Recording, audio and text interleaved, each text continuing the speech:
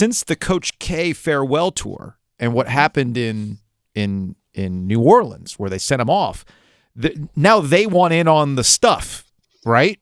Sure. NC State stuff has been the dominant conversation. Now it's like, wait a minute. What if beating Coach K in the Final Four and literally ending his career means that we can't that's it. We can't have any more nice things. It's probably a trade they still make, but maybe. I don't know. Because could Carolina fans have been at each other's throats about this? About the NIT, of the NIT, man. Wait a second. I mean, let me draw the hardcore here, okay? Okay. Let's draw the hard line. Yeah. Not the line of this year and not the line of last year. Let's draw a harder line. Since the NCAA championship in the desert against Gonzaga. Yeah. Okay? Take me through Carolina after that. You had the Cole. What happened in 18? I can't remember in 18. 18 lost to Texas A&M in Charlotte. Lost to Texas A&M in Charlotte. Okay. Second round.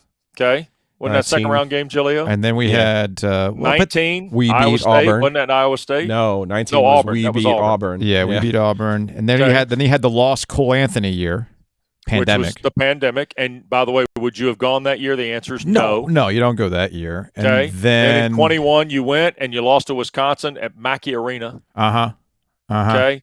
And in 22, with this group you played, that's now Okay. In 22, you played good for how many weeks? 4-5 weeks.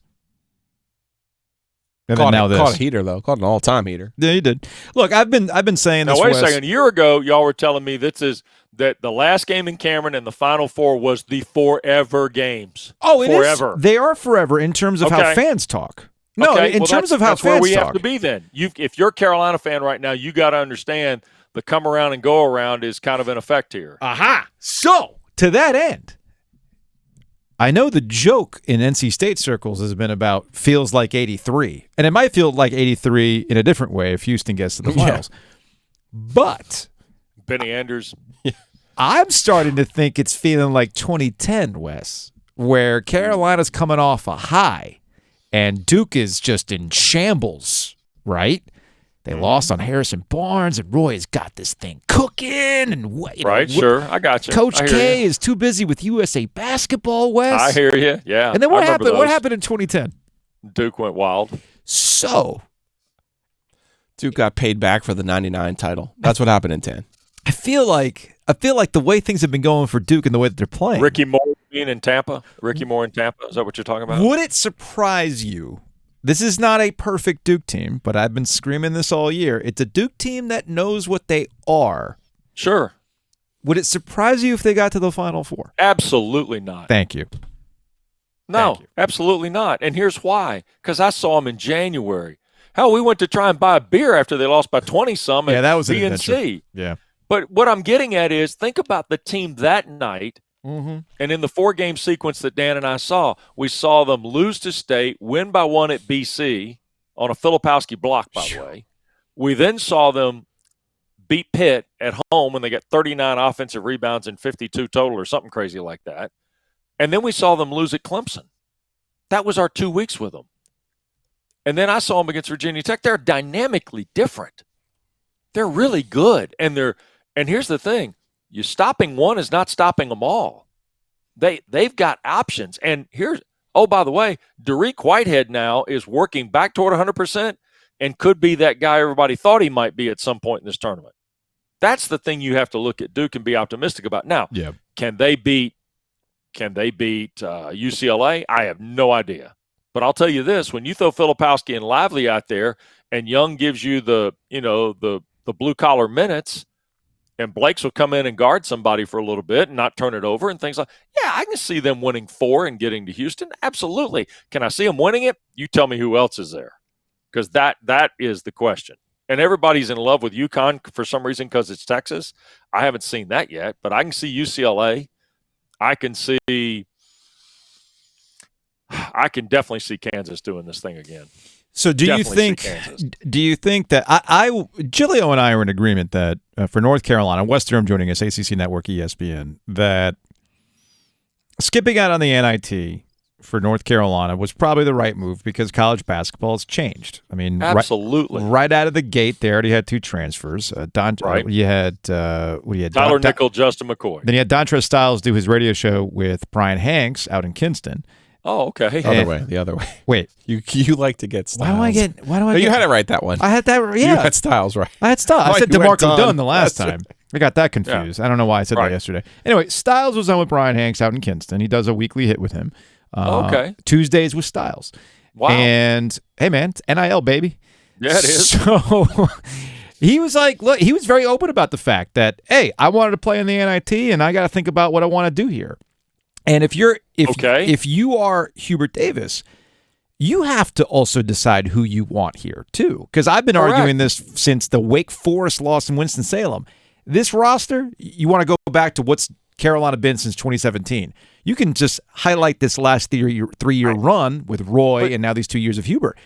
It might be time to just go in a different direction altogether for Hubert Davis. But, guys, the core characteristic of how you build teams in college basketball has changed in 4 years. Oh, what was the picture you saw today that you were fascinated by? Yeah, Shaquille Moore was playing for Mississippi State last night. I saw that picture, and I saw what you retweeted. One player's left in the picture. Out of the 5, and they're probably all top 100 recruits, if not higher. And they all found their own piece. Yeah. And I think – get ready. And I kind of think for Carolina, they haven't learned it yet because they haven't really been that active in the portal. But the truth of the matter is you will lose some good players, but you're going to get good ones back too. And if all you got to do is look at Pitt last night and look at their guards last night and look at the situation that they're in.